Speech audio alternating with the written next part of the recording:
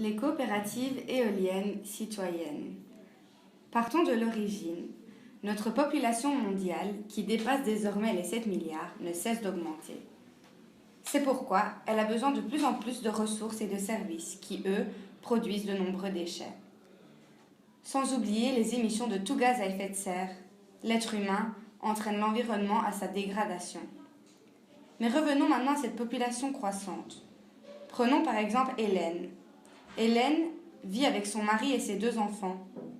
Ceux-ci utilisent tous des appareils électroniques qui consomment énormément en énergie. Et arrivé le paiement des factures mensuelles, la surprise est à chaque fois de mauvais goût pour cette famille, comme pour tant d'autres. Mais où va tout cet argent ? Ce sont les grands fournisseurs d'électricité qui accumulent notre argent et le réinvestissent ensuite en dehors de nos frontières. Et ça met en colère tout le monde.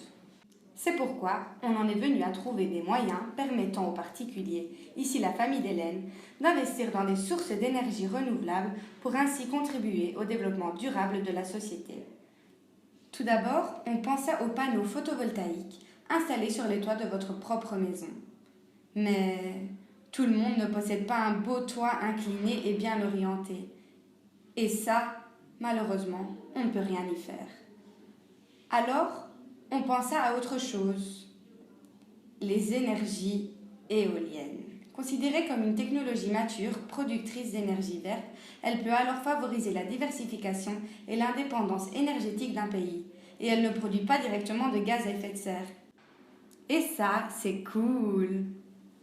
Mais alors, comment faire participer la famille d'Hélène dans tout ça ?